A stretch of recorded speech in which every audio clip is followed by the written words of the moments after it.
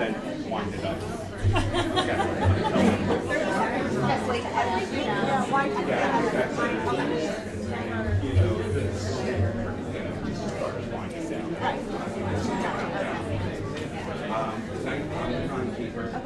Over there, you have 30-second responses, so I'll be giving you a 10-second countdown, and then just start winding up your response. Okay, good luck, Danny.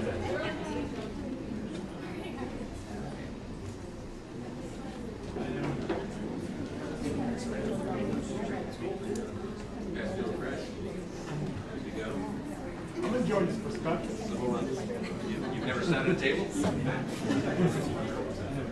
is here, so that's your one. Okay. Everybody feeling okay? You guys want to get started? Yes. Okay.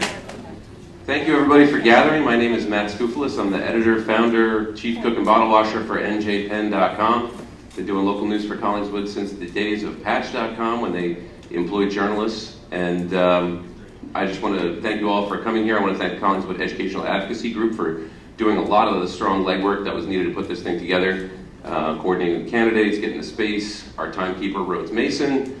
Jen Rossi is over there doing the AV so folks at home can watch this if they couldn't be here today. And let's please start by giving a warm welcome to our candidates up here.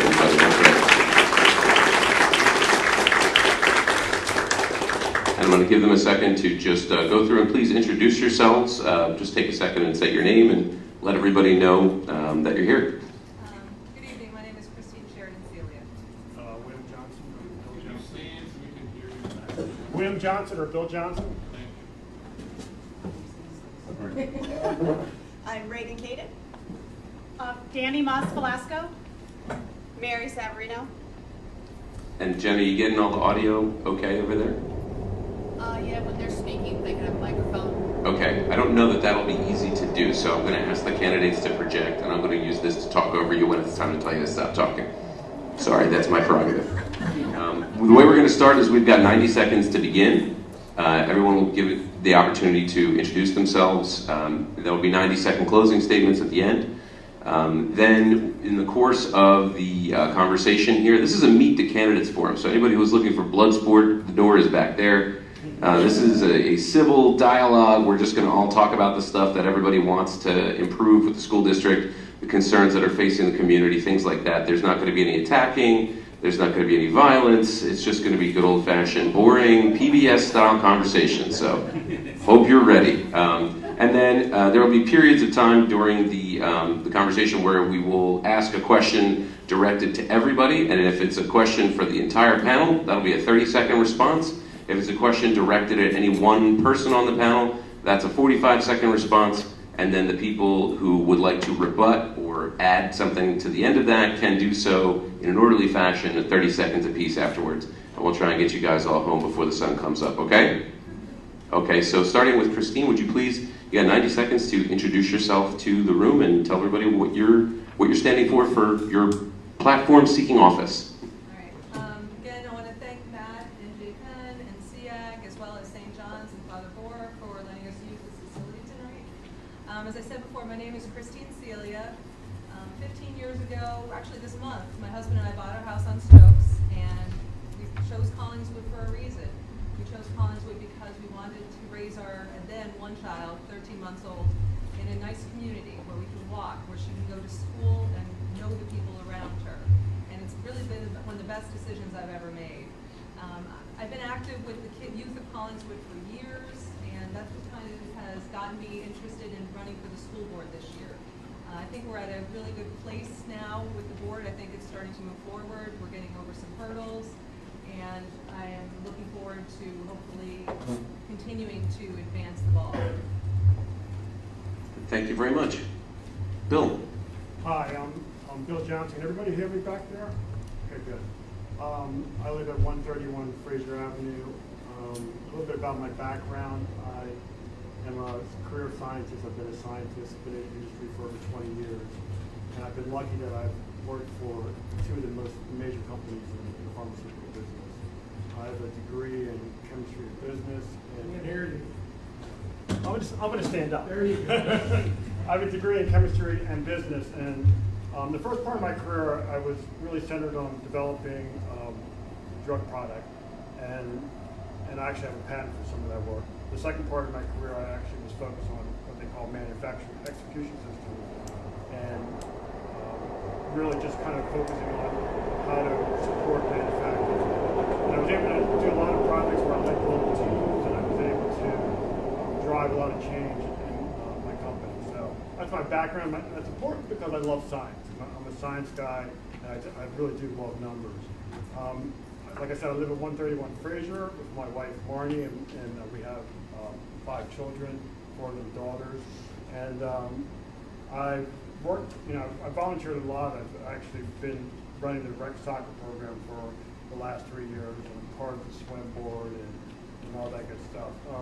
Where I grew up was important because I grew up in West Mountain area, which is a small little neighborhood in Philadelphia, and that had like a really diverse background. Sorry. I knew when I stood up and started. And so what I saw in Collingswood was the same thing, that diverse background with a lot of people who are really interested in helping kids. So that's what attracted me to Collingswood, and I still like being able to do that. Thanks, Bill. Reagan. All right. We're going to try and ask everybody to stay seated for the duration up here, and then maybe if you can just project, use your good theater voice, and read from that diaphragm. Can I stand up there? No. All right, teacher voice, here we go. All right, so good evening to my fellow candidates, good evening to all of you here, and to those watching us at home. I'd like to just quickly thank CEAG and Matt and NJ Penn for hosting us tonight. I'm proud to be running for re-election. I was overwhelmed by the support that I received 3 years ago, and it's one of the many reasons why I'm proud to call Collingswood my home. I was a middle school and high school history teacher for 7 years before having my children. Now I have 3 boys, a 5th and a 2nd grader at Zane North, and a 2-year-old who wishes he could be there too. And now that we have a new pre-K expansion program, he'll get to be there a little sooner than we had anticipated. Since getting elected, I've learned so much about how a school district is run, where our particular district strengths and areas of opportunity lie, and what the school board can and should do to support and advocate our district and our kids. I've worked hard to develop a strong working relationship with my fellow board members and with the superintendent, because without that, you can't be effective in this job. I'm proud of the progress the board has made and the role that I have played in helping us to get there. While we acknowledge that there's definitely still work to do, the Community Engagement Committee has made significant strides in opening communication with the community. And I'm very proud of the board's equity committee that just had its first meeting last Thursday night, and excited to see where some of those conversations can bring our district and our community. And that's why I'm running again. Thanks. Danny. Hi, good evening. I want to echo my colleagues' thanks to everybody who made time on a Tuesday night to come out. I have been a classroom teacher for 20 years. Just hit 40 the other day. I have taught everywhere from elementary to university level, so I've sort of seen the evolution pretty much as far as it can go under the label of student. As far as my experience in Collingswood, I volunteered with the Odyssey of the Mind program as well as the swim team. My degrees are in child and family studies and educational policy from Syracuse University. In my work, I really do combine project creation, educational policy, and pedagogy on a daily basis. And being a member of the board, I feel like that's really the combination of what their daily work is about. I have 3 kids. They're all at the middle school here in Collingswood. I'm originally from California. I lived abroad for 10 years with my family. We came back to the States and settled in New Jersey. We've moved around quite a bit, and now that we're sure that my kids will stay in school here in Collingswood until they graduate high school, I have the experience, I love the town, that's why I'm running. Thank you very much. Mary. Hi, I have lived in Collingswood for 17 years.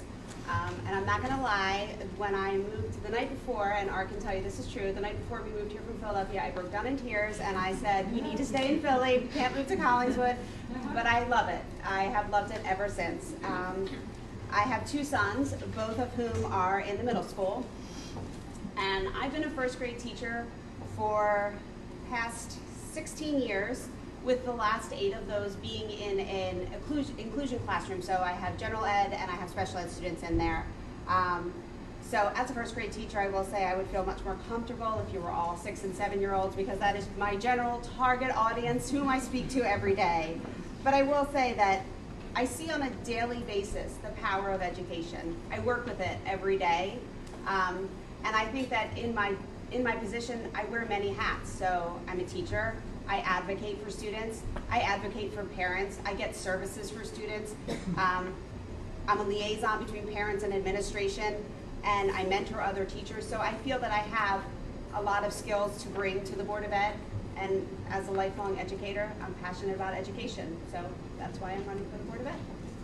These are your candidates, folks. So, thank you very much. We're going to start. Yeah. Yeah, I think that's how we're going to do it. So I think, Mary, we'll start with you, but this is going to be a question for everybody, so we'll do 60 seconds on this one, and then for individual stuff, we'll go to 45. Almost every one of you have cited communication as being a key concern. That's come up a lot in the questions from residents. It's come up in some commentary.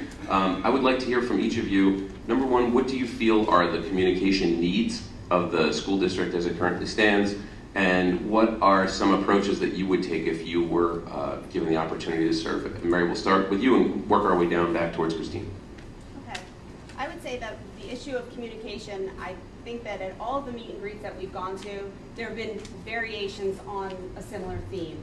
People feel that while there is communication from the district and parents, and from the board and parents, it's not meaningful communication, and it's not centralized communication. So I do think that those are areas that have to be addressed. As a parent, I will say that sometimes I'm confused as to where to look for things. What platform do I go to? I mean, as a parent of 2 middle school students, it's very confusing, and I don't necessarily know where to go. And as a working parent of 2 middle school students, I don't have the time for it. So I think that we need to streamline the communication from both the school and also from the board. And I think that transparency, people need to feel that what's going on is not going on behind closed doors, it's going on where everybody can see it and hear it. So that's what I think about communication. Thank you, that's time. Danny? Yep. As far as the needs of communication go, I've talked to several parents in the last several weeks from different school sites that have expressed concerns about things that are happening on their own individual campuses. And I've told them, well, that's not happening on our campus. That's not happening at the middle school. They're telling me this is happening at Sharp. This is happening at Garfield. And I see there that there's a disconnect. Maybe everybody's very well informed through Remind apps and letters that go home through the teachers. Everybody's pretty well informed, I think, about what goes on at their own school. But there's ideas and projects and concerns and incidents that happen at other schools that could benefit the rest of us if we knew about them. If we knew what was going on, if we could give our feedback. I think having a knowledge of what is going on in the community in general, instead of just our isolated part of that, is definitely a need that needs to be addressed. And that's time. Thank you.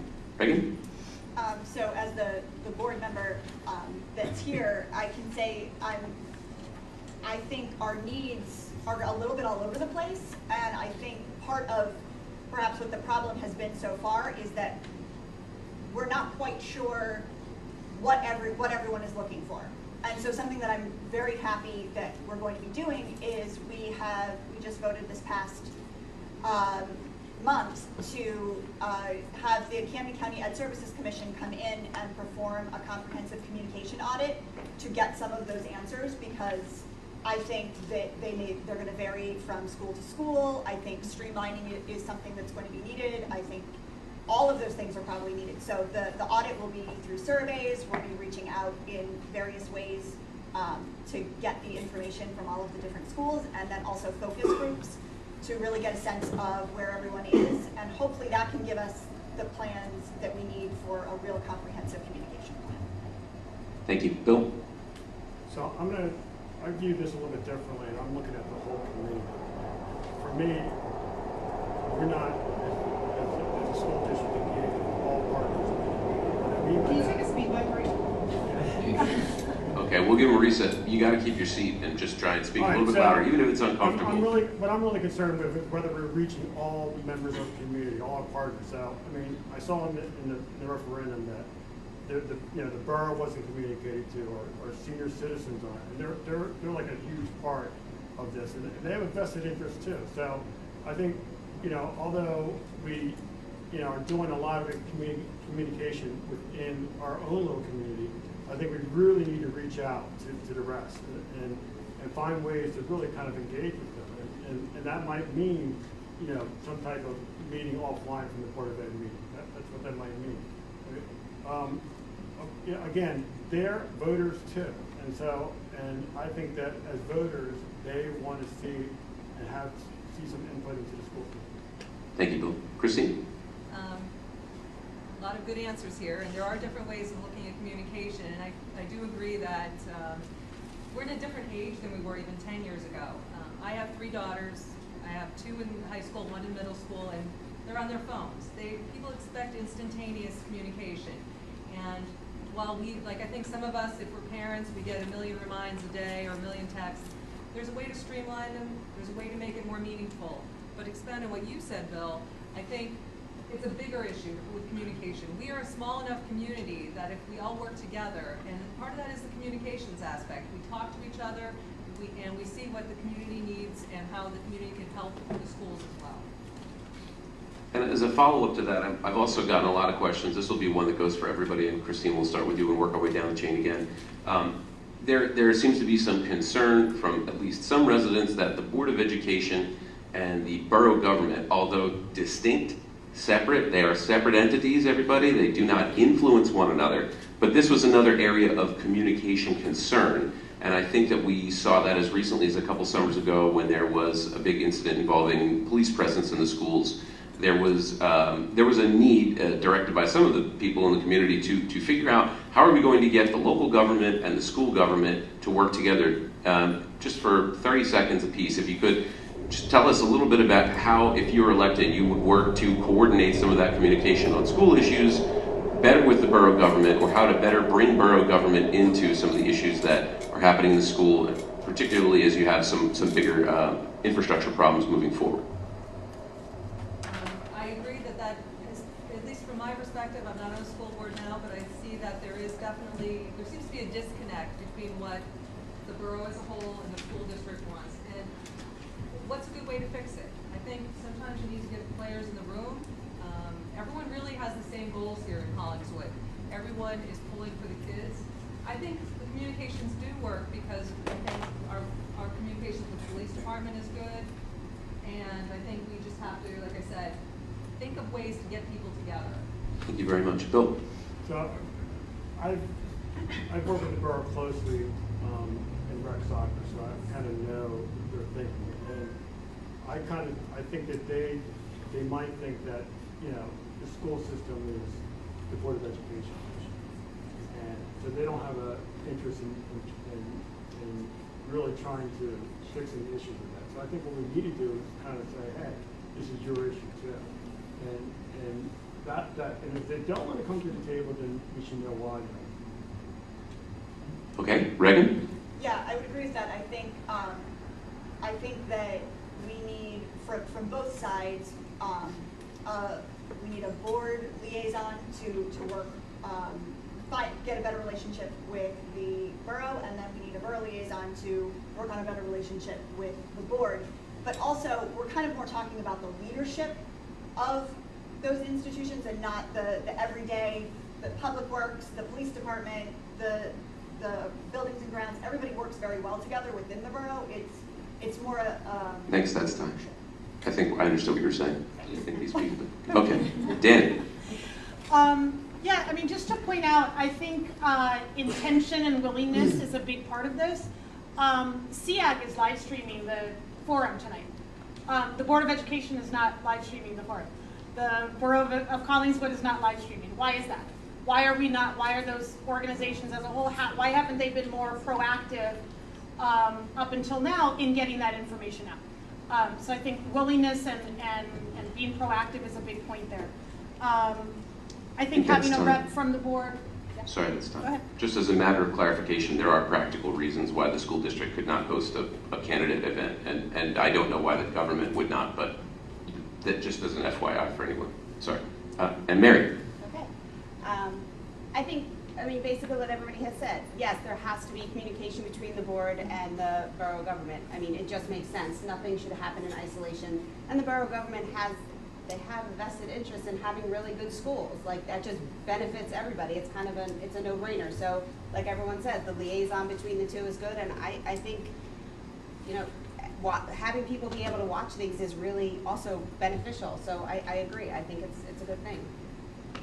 Thanks. Another question for everybody, since I'm sure this is a big one that's top of mind for everybody. And Reagan, we'll start with you. We'll work our way this way and come back down around. It's like the fantasy football draft. You start in the middle and kind of wind back around.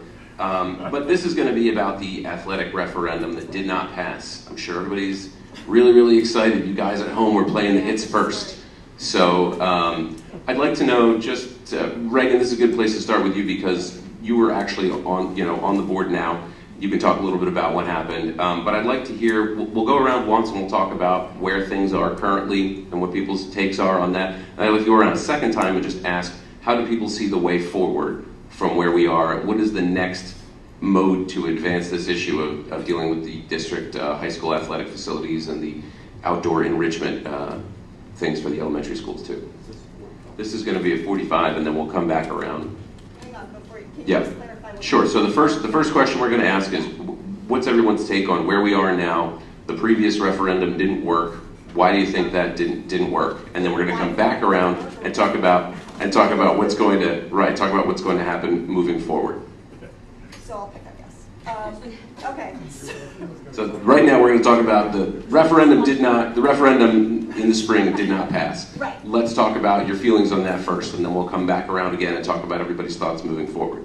Okay. Okay. I think I got it. So this is a really emotional issue for a lot of people. I think that look, we know that the referendum failed 3-1. So whatever the board proposed was not the plan that the community wanted. I think right now the board took the steps that they needed to for safety reasons to secure our facilities, and now we have an opportunity to take a step back and kind of think more globally about what might be needed for our facilities in the future, not just necessarily the outdoor athletic spaces, but all of our facilities. Thank you very much. Bill? So just to clarify, Phil. Yeah, I'm not sure if I answered the question. You did. Yeah, we were talking about what happened in the spring and why did it not work out. Then we're going to come back around again and talk about what's to come next. So I just want to clarify, it failed 2.6 to 1, not. Excuse me. So 2.6. 2.6. Yeah. So If you find 0.4 of a voter out there, let them know. well, I think it's important. I mean, it's not 3, it's 2.5. But anyway, so I mean, from my point of view, the referendum it failed, and the reason why it failed was because it was the wrong plan. I don't know if the community has the appetite for another referendum. I think that's something that needs to be investigated and looked at. I do think that group, All Group CAPS, is onto the right thing. They've actually kind of done a little bit of a survey, which I think is an important tool for engagement. And they've kind of framed it in a way where a referendum might pass. I think one of the things that was striking about that survey is 40% of the people heard about the referendum through word of mouth. And that's not a really good way to engage our citizens. That's time. But one thing. No, you can come back to it. That's time. Christine? Okay. 2.6 to 1. The referendum did not pass. There's many reasons, I think, for that. At least for me personally, it was bad timing perhaps because the tax laws are changing and I don't know what my taxes are going to look like come next April. So there's a lot of, I think, we don't start with a clean slate because if we haven't learned anything from this last year, that's not going to help us either.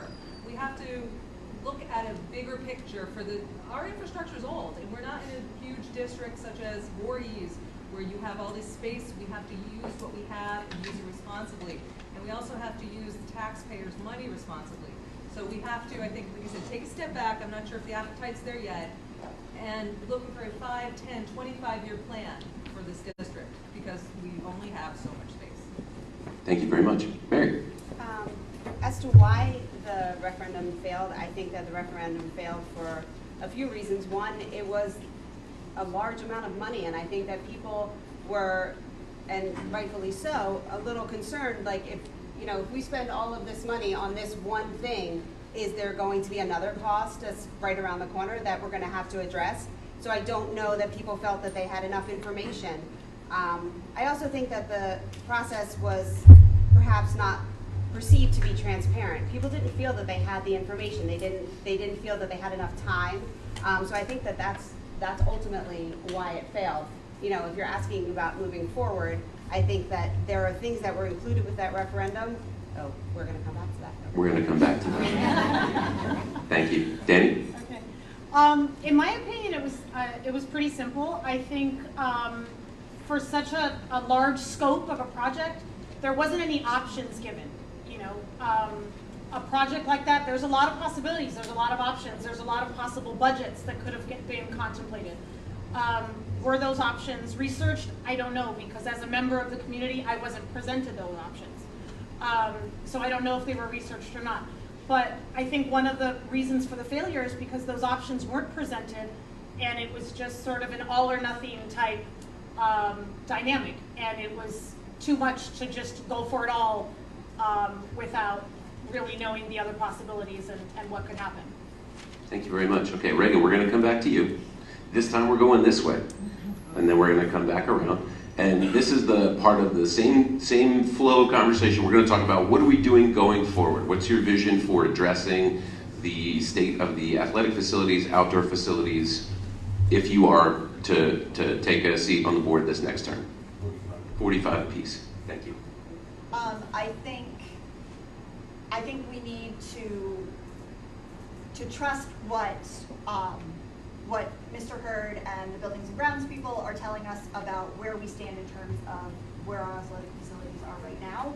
But I would say that we need to go beyond just the outdoor facilities if we're going to talk about updating facilities in general, because that is what's needed. Our population is growing, our academic programs are growing, our special needs programs are growing, and we really need to think about that. And the equity committee, which I'm going to drive a lot into conversation tonight, is an area where I feel like we can have the opportunity to really think through ways to make our schools more equitable. That's time. Thank you.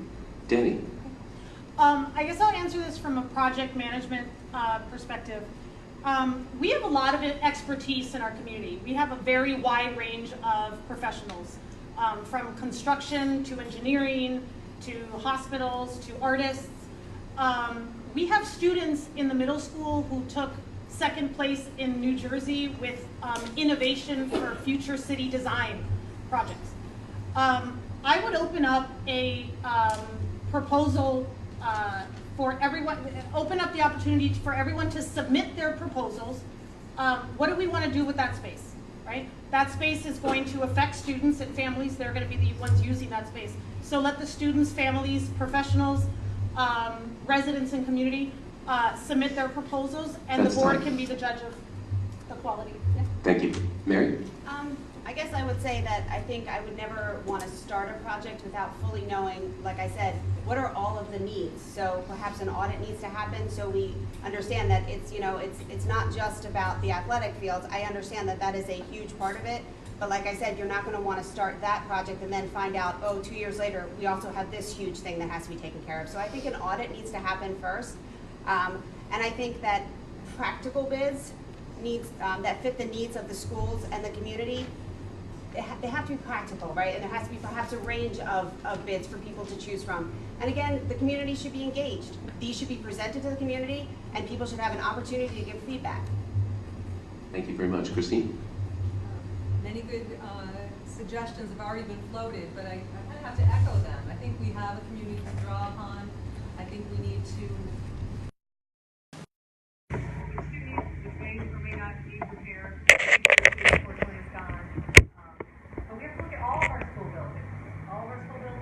all of their outdoor facilities and make a comprehensive plan.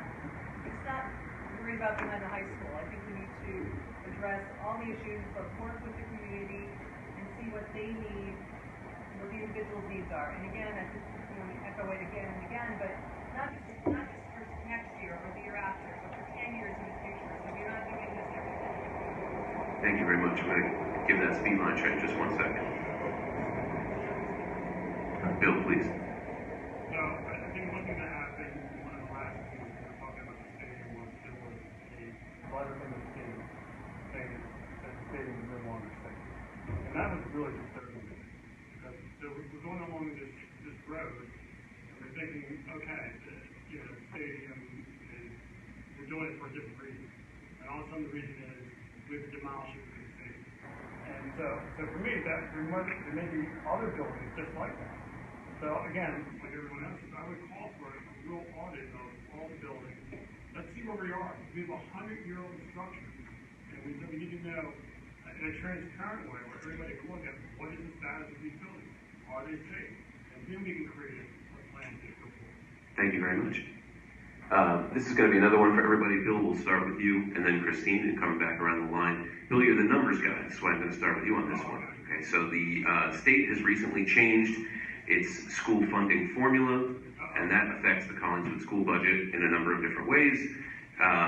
What would you do if you're elected to contribute to stabilizing some of the financial questions around how the school budget is generated and how those monies are allocated? And what do you see as the role of the district moving forward to sort of instill some predictability into those finances? Well,